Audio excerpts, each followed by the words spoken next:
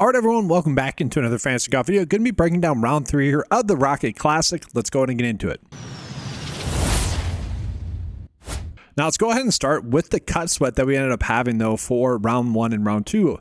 And it was definitely an interesting one, I would say, just in general. I think it ended up being like over 80 golfers ended up making the cut because all these golfers here at -6 ended up making the cut. It didn't seem like they were going to make the cut. It seemed like -6 might be a little bit too thin, especially in the morning, but also it was a day in which the evening wave was going to play a little bit more difficult. So you did kind of expect it to be as close as it ended up being, falling in favor of those golfers at -6. And we had some big name golfers in there. Patrick Cantlay owned in 25% of lineups. Chris Goddard, one of those strong GPP only type plays, ended up making the cut. Keegan Bradley ended up making the cut.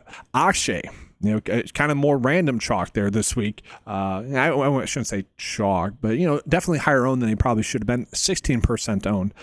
Very interesting there. And then Cameron Young actually made a clutch birdie on 18 to get to -7 instead of -6, which he was someone that was pretty high owned, and it was looking like he could be someone that was a cut sweat.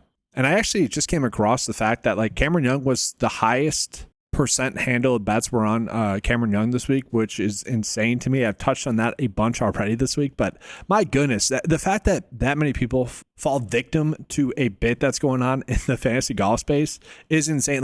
That's why I've tried to make it very clear that it is a bit that's going on. People are not seriously betting on, they are betting on him, but they're not doing it in a serious manner, expecting him to win. They're betting it in a fun way. And I just try to make that clear, but I came across that. It was like 20% of bets were on Cameron Young to win. I'm just like, oh my God, what are we doing here, guys? It's injustice to the fantasy golf community. Just be clear that you're just doing it for the bit, for the fun. But anyways, let's jump back into it. It's just interesting, the cut sets that we had. Look at the ownership. Ben Griffin playing as you would expect it to. You had Colin Morikawa really had that putting day that you would have expected as well. I mentioned he was a terrible putter in round 1. All systems go seemingly for round 2. I did see a report that he ended up switching putters as well between Thursday and Friday.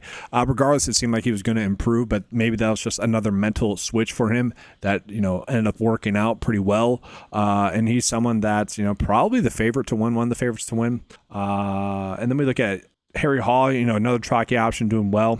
So it's looking like it's going to end up being a pretty good week overall for predictability. But I did mention that this week was more of a GPP only week. And I think we end up seeing kind of why I thought that with all these high owned players kind of just barely making the cut. That was kind of the issue that we had. Now, it wasn't a perfect, I would say, week thus far, but overall, again, going as you would expect. So we had Keith Mitchell and Alex Smalley both end up missing the cut pretty poorly. They were more GPP only plays with how they are priced. Apart from that, mostly good stuff that we're looking at. So hopefully we have some good sweats going for. Hopefully that ended up being a good week. Ended up with a lot of 6 for 6 lineups on the week, I think. All right, so now we're going to go ahead and get into the top round 2 showdown or round 3 showdown plays. Now, one thing that I don't like about some of the plays that are instantly popping up here, and let me zoom in a little bit more, is you got Hideki, who ended up having a very good round 2. You also have Colin Morikawa that also had a very good round 2. And I say that because, typically speaking, there is some kind of regression a little bit. Obviously, Colin Morikawa is kind of a good example that had a poor day putting in round 1. So thus we kind of expected him to have a better putting day in round 2. And that's what ended up happening. But those spike performances are obviously not sustainable. Now, those are some of the better players in the field. So I do think we'd be comfortable getting to them. You also have Ben Griffin there, who's obviously been playing well. Max Graceman been playing well. Ben Griffin with 2 eagles already this week, which is pretty awesome. Max Graceman had an interesting day. Started off pretty hot and then really cooled off throughout the day. So he is someone that you would expect to get going in round 3. I'm a little bit more encouraged to get to him. And then from there, I wouldn't say there's necessarily any must clicks. I do want to talk about Andrew Putnam. Andrew Putnam is hopefully a good sweat for some people. So I mentioned Andrew Putnam would be someone that I would consider a long shot at 151, specifically on a couple of the sites that we were getting him on, especially when you compared it against, I think it was FanDuel, who had him at 90 to 1. So definitely some big line differences there. And now he is down to 9 to 1 odds. Okay, so hopefully some people got onto that one when it was still that high. Those lines were corrected throughout the week, and so that's part of the issues of giving out fantasy golf content. It sometimes, in some situations, it does depend on when I can give out the picks for someone like Andrew Putnam. So he was down to like 100 on most sites by the time I was done with the 9 to 5 write-up, which was a little bit unfortunate. So I wasn't able to include him in there, but hopefully some people were able to get to him at 151, looking pretty good. But right now, we look at the favorites, kind of like it. Let's do it by average.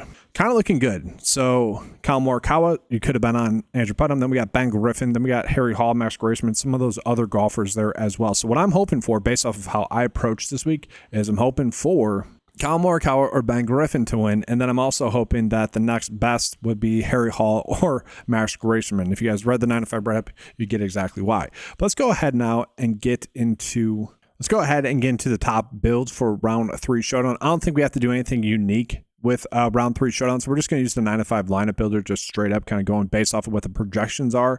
Now this is something that we'll be updating more when we get some props coming in as well for PrizePicks Underdog, but as it sits right now, it does obviously like Hideki, Max Graceman, all the players that we just saw popped up, you can fit into those lineups pretty easily. Again, I don't know if I necessarily need to get to Hideki that much. I probably am going to favor more of Kyle Morikawa, but still not terrible there. And so from there, let's go ahead and get into some of the 3-way bets. It's not 3-ball bets, it's 3-way bets for round 3. Okay, so typically speaking, I don't necessarily like these because we are chasing a lot of bets that could end up being ties. Now, we are getting a lot of good spots where you just have a lot of better players and easy matchups. So we're getting a lot of good bets seemingly on paper.